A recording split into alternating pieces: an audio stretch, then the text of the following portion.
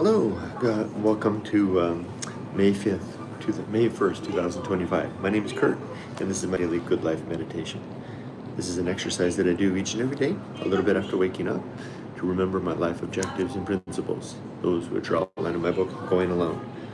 I also use the time to think about the last 24 hours and how I did with the challenges and the opportunities that I met.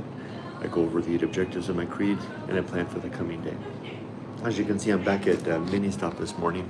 I was writing my journal entry, having my cup of coffee here, and the time got caught up with me. It was a long, this was a long post that I wrote this morning, so decided to do it right here. And look how the seasons have changed. It's light again. Anyway, first, welcome to new subscribers, and also it's great to have you here. And just to let you know what this is, so I do this video, I typically do 2 videos every day, at least 1 video a day, at least this video. This is my journal video. So even though I'm in Japan, this isn't necessarily about Japan, other than that I talk about things that happen while I'm here. But you're hearing the sounds of the convenience store behind me. I do talk about sensitive subjects here, like death, so be aware of that. And I do want to thank you, my YouTube viewers, my members on YouTube, and my Patreon supporters. You bought me my coffee this morning and my melon pond. Thank you. I appreciate that. Okay, there's some fuss going on at the front. So let's get into it. I'm going to go over 3 things. I'll talk about the last 24 hours and the challenges and the opportunities that I met. I'll talk about the 8 objectives of my creed, and then I'll plan for the coming day. So yesterday was a really interesting day. I don't know if I've ever told you this, but dear diary, but I do struggle with taking time for myself. I've always struggled with that. It's always felt guilty. Like if I take a morning or afternoon and go to the beach or something like that, I always feel like I'm dropping the ball and neglecting my duties. And my wife has never made me feel that way. It's always been something that I had before that. I think it has something to do with my childhood, particularly the fact that this is me being analyzing myself. The fact that I didn't have good examples of parenting, and I do believe that my parents dropped the ball, and I remember early on when I was an adolescent thinking, if I ever become a husband and a father, I'm not going to drop the ball. I'm going to make sure that I'm always putting my duty first. I think I've always taken that to the extreme, to the point that I have a hard time indulging myself. Now I know you're thinking, wait, what a minute, you've got thousands of videos on YouTube of you doing stuff on your own. That's true, but that's largely the artifact of the way that I do things.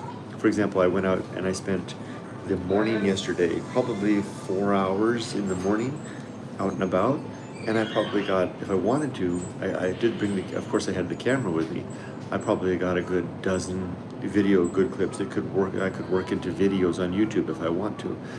So you can see what I mean. I can take 4 hours and I can yield out, 10 or 12 days worth of video content if I want to do it that way. So it gives that impression. But yesterday, I kind of had a good, think about it, and I think I'm not going to say I'm over it. I don't think I'll ever get over it, but no, I'm not. I'm never going to get over it. It's always going to be a challenge. Just a second. There's someone walking past. 1 second.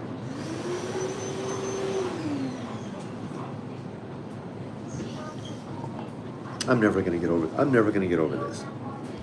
I know myself well enough. I know I've tried over the years. But at least I kicked it off. Yesterday, because half the time I turn around and go back. So I went out and, long story short, I had a really great time in the morning. I took Rudy, and he and I went to Shimizu Harbor, and we had a great adventure together. We went up into the mountains a little ways and had a nice walk up there as well.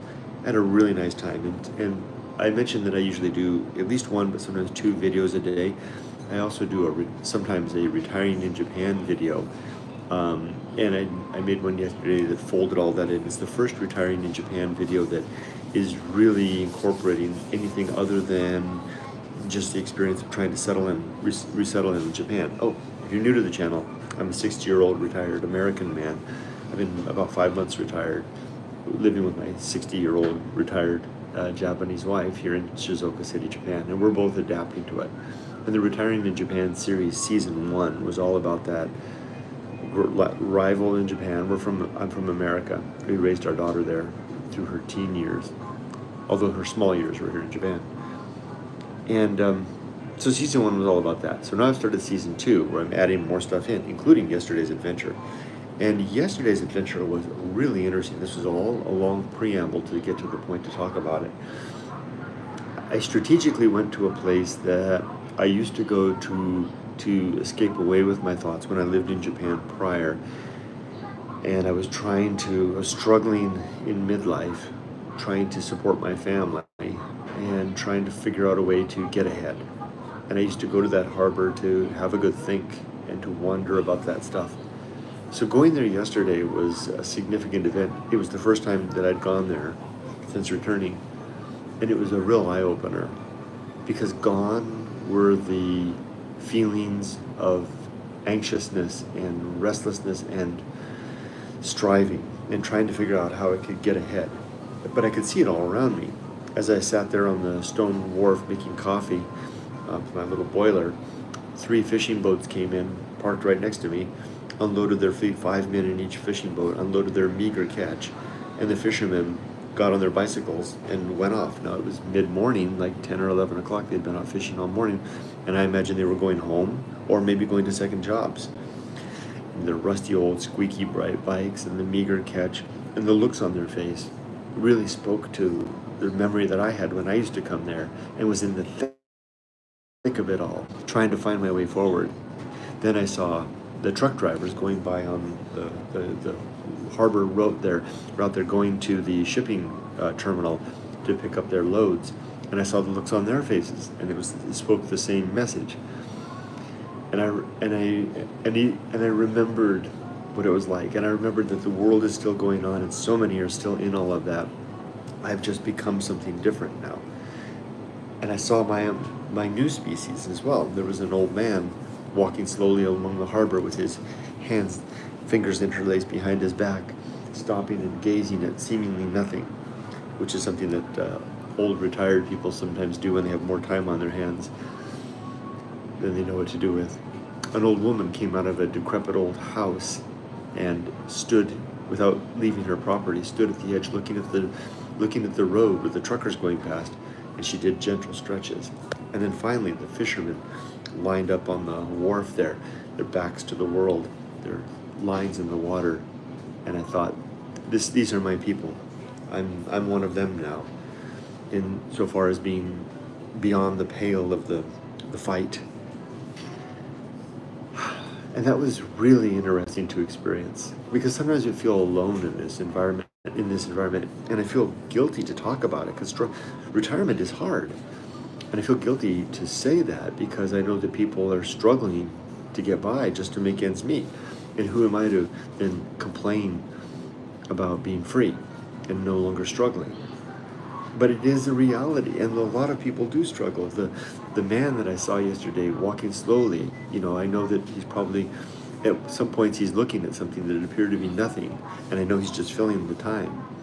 The old woman not leaving the precinct of her house, and I wondered about her experience inside. Did she feel that as well, being alone in her house?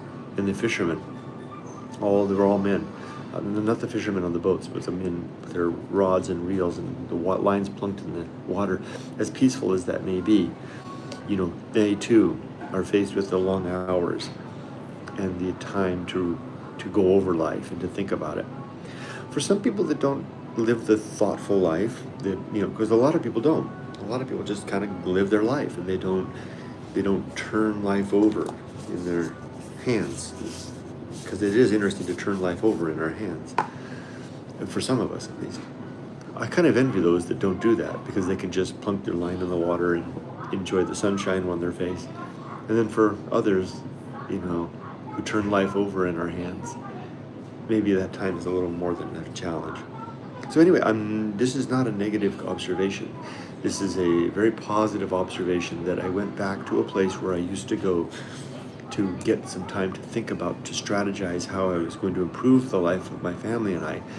And I found myself a different person, and I found the representatives of the community that I live evident to me. They were, in the past when I would go there, those fishermen, that old woman, the man walking with his arms behind his back, they would have been peripheral to the main event, which was the struggle. And I saw all the other people who were still in that main event, the struggle, and I recognized the difference. So that was significant. Yesterday was a good day in that capacity.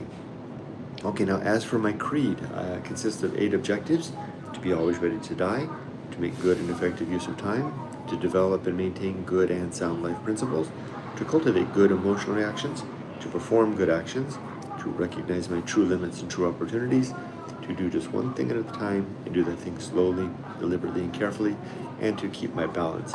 And by the way, all the aforementioned stuff that I just described will be visible in the Retiring in Japan upload that I'm going to upload today on this channel, which is the first one where I actually including stuff beyond the house and the community here. None of those thoughts are in that video really, or maybe some of them are, but you'll see everything.